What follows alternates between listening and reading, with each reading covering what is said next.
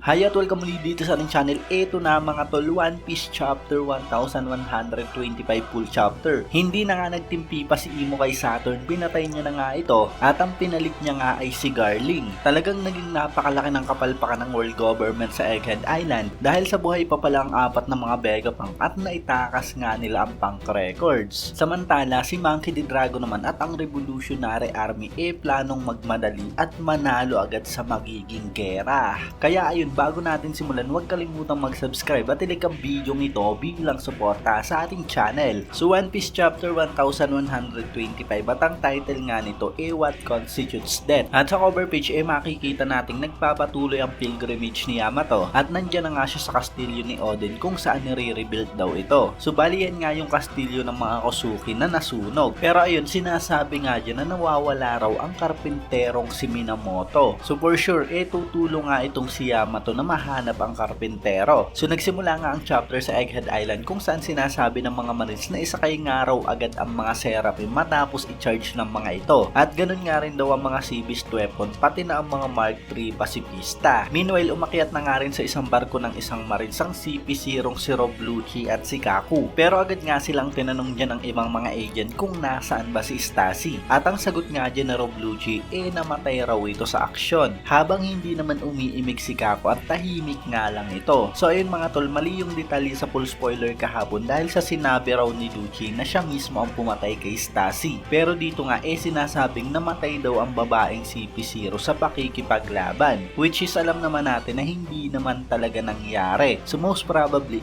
talagang kasama nga ng mga Vegapunk si Stacy ngayon at pinalabas lang nila Lucci na napatay ito para hindi na ito hanapin pa ng world government. Meanwhile, nakasakay na nga rin sa isang barko ng Marines itong si Saturn. At sinabi nga dyan ng Gorosei na nakuha nga raw nila lahat ng gusto nilang makuha sa paglalayag na ito. Nakuha nga raw nila si Yerkang Punk Records at ang Power Station, pati na nga rin daw ang Mother Flame, kaya talagang maganda raw ang naging resulta. Pero ayun, meron daw silang isang malaking pagkakamali. Agad ngang humingi ng paumanhin dyan ng mga Vice Admiral. Sinabi nga nilang kahihiyan ito na hindi nila nahuli si Jewel Ribbon at ang mga Straw Hat, at kahit na nga raw sa napakatinding Buster Call Fleet na ito na merong siyam na Vice Admiral, talagang hindi nga raw nila nagawa yung trabaho nila. Kaya sana raw bigyan sila ng utos para habulin ang mga ito sa Elbap. Pero ang sagot nga dyan ni Saturn, wag na raw at kalimutan na nila ang Elbap. Dahil ang tinutukoy niya nga raw na failure, hayaang makapag-broadcast sa buong mundo si Dr. Vegapunk. At pati na nga rin daw ang Iron Giant kung saan tumulong nga raw itong makatakas sa mga pirata.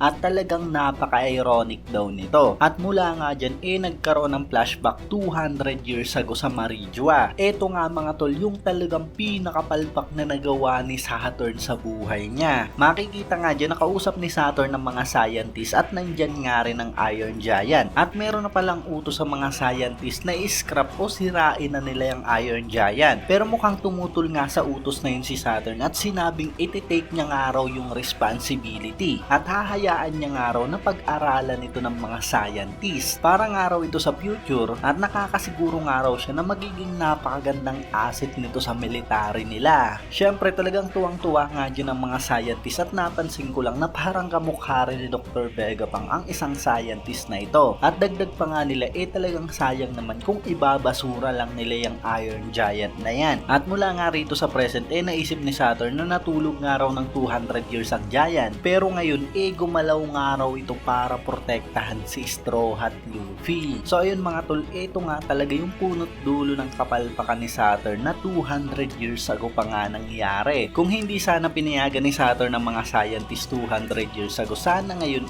wala nga silang problema. At nakita naman nating lahat yung nagawa ni Emmet dito sa Egghead Island. At masasabi natin na pwedeng siya ang MVP ng arc na to. Sa kanya nga mismo itinago yung Dendenmushi kung saan talagang nakapag-broadcast nga si Dr. Vegapunk sa buong mundo. Nalaman nga yun ng mga Gorosei pero hindi naman nila totally napigilan. At parang halos lahat naman ang importanteng sasabihin ni Dr. Vegapunk nasabi niya nga. At ang pinakamatindi pa nga yung haki ni Joy Boy na pinakawala ni Emmet. Yun nga mismo ang nagpapanalo sa mga Straw Hat kaya sila nakatakas. Napakatindi nga nun kung saan tulog lahat ng mga Marines, na-cancel ang transformation ng mga Gorosei at napauwi ang mga ito. At ang pinakamatindi naapektuhan nga ng haki ni Joy Boy si Im-sama. At At yun nga mismo ang nag-trigger kay Tim sa gagawin niya later on. Going back mga tol, naglakas ng loob namang magsalita itong si Doberman kay Saturn. At sinabi niya nga na bilang humble at loyal na sundalo ng world government, meron nga raw siyang isang tanong sa isipan niya. Sinabi nga raw ng Gorosei na yung hayaang makapag-broadcast si Dr. Vegapunk sa buong mundo isang failure. Kaya ang ibig sabihin ba raw nun merong katotohanan sa mga sinabi niya. At mula nga dyan, hindi na nga nagsalita pa si Saturn at tinignan na nga ng masama si Doberman. Biglang-bigla nga dyan ang Vice Admiral at kasunod nga niya na ayan na nga.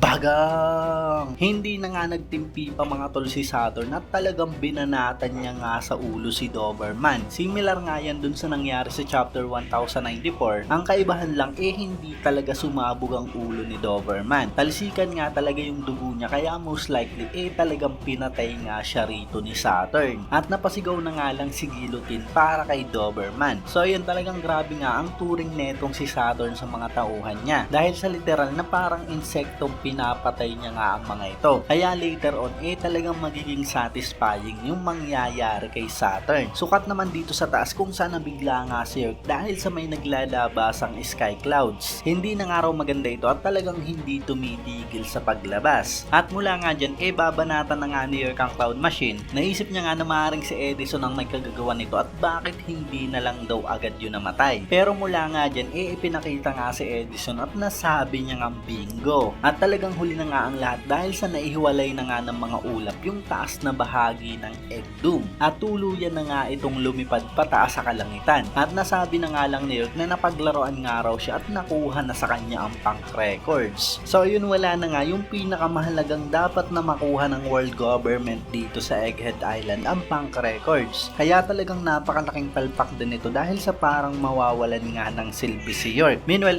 kat naman sa Maridua kung saan matindi na ang kaguluhan dahil sa food shortage. Napapatanong nga sila dyan kung meron bang katotohanan yung mga sinabi ni Dr. Vegapunk, pero ganun pa man ang paglubog nga raw ng buong mundo hindi sila maaapektuhan. At meron namang isang celestial dragon ang hindi nagustuhan ng in-order niya dahil sa hindi beef ito. Humingi naman ng paumanhin ng chef dahil sa out of stock na nga raw ang beef. Pero mula nga dyan, binarilang basta ng celestial dragon ng chef. Meanwhile, maraming ang mga celestial dragon ang nagagalit na dahil sa food issue at masyado na nga raw malala ito. Sinabi nga ng isa na hindi man lang daw siya nakakain kahapon at wala pa nga raw binigay na snack. At may nagsabi naman na para daw tinuturing silang mga daga. Mukhang hahayaan nga lang daw silang magutom kaya kung sino man daw ang may kagagawa nito dapat sentensyahang mamatay. Hindi pa nga raw sapat yun, dapat daw torturein kung sino man ang nagmamanage. Napakaganda nga ng ginawang strategy nito ng Revolutionary Army. Pag nagpatuloy siguradong lalala pa nga ang gulo sa Maridua dahil sa alam naman natin ang ugali ng mga celestial dragon ito. Anyway, ito nga matindi mga tolkat nga sa authority room kung saan pumasok nga dyan si Garling. At nakasuot nga siya dyan ng eleganteng suit na pareho sa mga Gorosei. At syempre nabigla nga ang ibang mga elder at tinanong si Garling kung ano ba ang ginagawa nito. Patuloy nga lang itong naglakad papalapit habang sinasabi niya na meron nga raw panibagong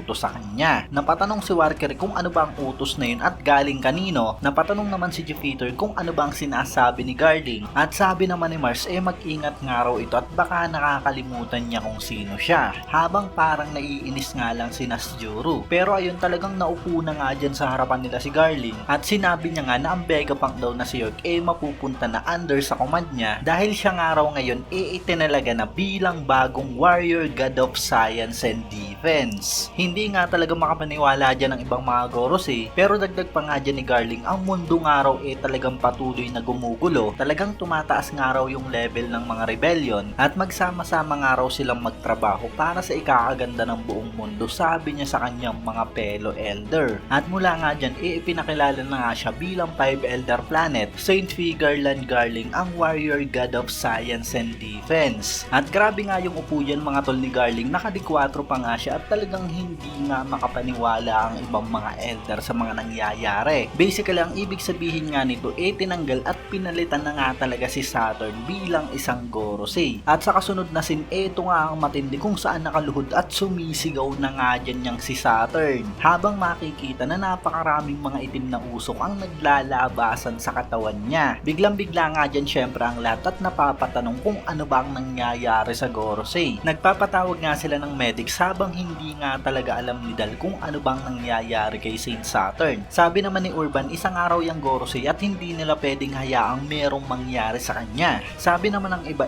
baka raw isang sakit yan at sabihin nga raw sa kanila ni Saturn kung ano ba talaga ang nangyayari. Pero mula nga dyan, talagang tuloy-tuloy lang ang nangyayari kay Saint J. Garcia Saturn. Patuloy nga lang na naglalabasan yung mga itim na usok at black lightning sa katawan niya at kapansin-pansin na parang mas pumayat nga siya at mas naging matanda. Habang talagang hindi nga makapaniwala si Saturn sa nangyayari sa kanya at naisip niya nga si Im-sama. At mula nga dyan narinig niya nga ang boses nito at tinanong nga ni Im-sama kay Saturn kung bakit daw hinayaan nito si Joy Boy na makatakas. Habang talagang nagmamakaawa na nga dyan niyang si Saturn, hindi niya nga raw talaga inaasahan ng kapangyarihang yon. Patuloy nga lang ang nangyayaring paglabas ng mga itim na usok sa katawan ni Saturn at kasunod nga niyan isang napakatinding pagsabog ang nangyari. Talsik nga ang mga Vice Admiral at talagang hindi makapaniwala at tumambad nga sa kanila ang natirang bungo sa katawan ni Saturn. So ayun mga tol, ito na nga talaga yung satisfying death ni Saturn. Mas okay sana kung sakaling yung mga bida nga ang nakapatay, pero ayun talagang si Im-sama na nga ang sumentensya sa kanya. Marami nga ang tanong kung bakit daw hindi nadama yung ibang mga elder even though na nandun nga rin sila sa Egghead Island. Well, kung iisipin kasi yung punot dulo talaga ng kapalpakan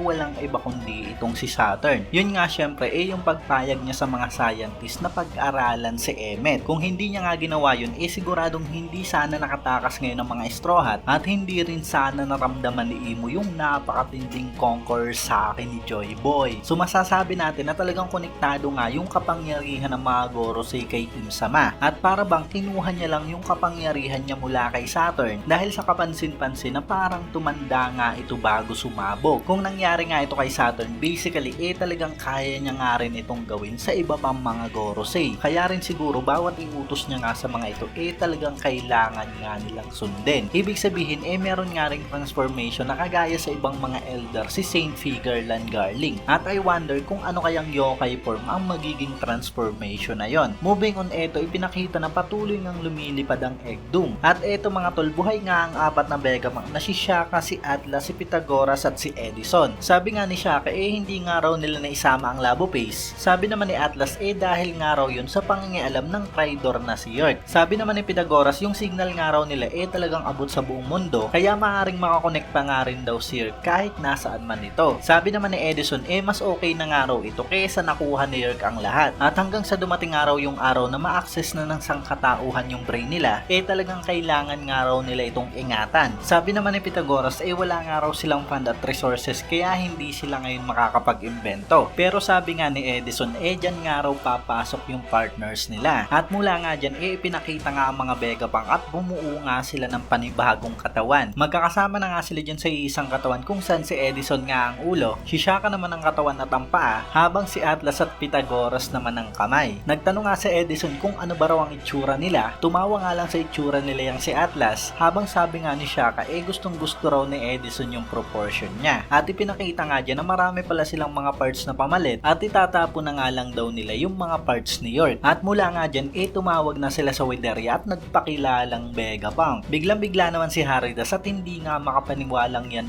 si Vegapunk at akala niya nga raw patay na ito. So yun, kahit sino naman sa atin talagang hindi akalain na mabubuhay nga ang ibang mga Vegapunk. Well, mga clone nga sila at siguradong nakasave nga yung data nila sa Punk Records. Nasa iisang katawan nga lang sila ngayon, pero ang maganda nga dyan nawala sa kanila yung greed at evil. Mabait naman si Lilith at talagang hindi nga nag-traitor sa mga Vegapunk, pero syempre meron nga siyang evil side. Habang si York nga talagang hindi nararapat para sa mga Vegapunk. Kaya masasabi natin na purong talino nga ang bagong Vegapunk na nabuong ito. At talagang magpapatuloy nga lang yung research nila dahil sa meron nga silang mga partners na pwedeng tumulong sa kanila. Nauna nga nilang tinawagan ng Wideria at siguradong meron pang iba. Kat naman sa Kamabaka Kingdom kung saan nagkakaroon nga ng meeting ang mga Revolutionary Army. Napapatanong nga ang iba kung ano ba talagang mangyayari. May nagsabing mamamatay ba raw siya at ayaw niya nga raw mamatay. At may nagsabi naman na wala nga raw tubig ang makakapatay sa kanya dahil sa nakakalangoy raw siya. Sabi naman ni Kuwala wala nga raw sa kanila ang nakakaalam sa mga detalyeng ito. Nagkaroon nga raw ng cover up sa Void Century sa nangyaring napakalaking gera at dahil nga raw sa mga ancient weapon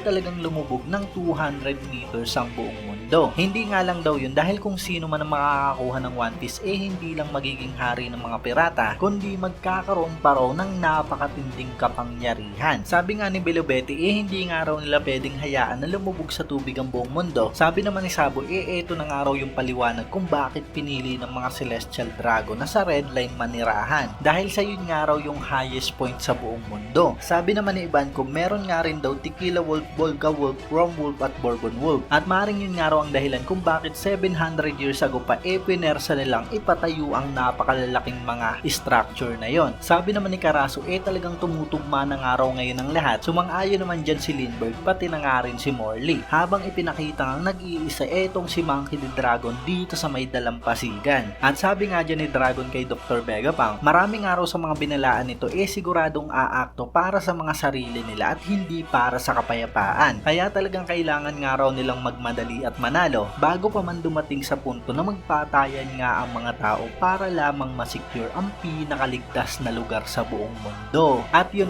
talagang malapit na nga nating makita sa aksyon si Dragon. Hindi pa nga natin alam talaga kung kailan pero talagang nire-reserve nga siya ni Oda para sa Final War. Obviously yung victory nga na tinutukoy niya laban sa world government at kahit papaano nag-umpisa na nga sila doon dahil doon sa ginagawa nilang pag-cut off sa supply ng pagkain patungo sa Marigua. Maring mangyari nga rin talaga yung Final War sa taas mismo ng Red Line dahil nabanggit nga rin dito na yun nga mismo ang highest point sa buong mundo at maring yun nga lang talaga yung maging pinakaligtas na kalupaan sa buong mundo. At yun mga tol, na nga ang kabuuan ng full chapter review natin. I-comment nyo na lamang sa baba kung ano bang reaction nyo sa chapter na to. Kung nagustuhan nyo nga ang video natin, huwag nyo sana kalimutan mag-iwan ng like dahil napakalaking tulong na yan para sa ating channel. At yun, maraming salamat sa inyong panunod at mag-iingat kayo palagi. Bagang!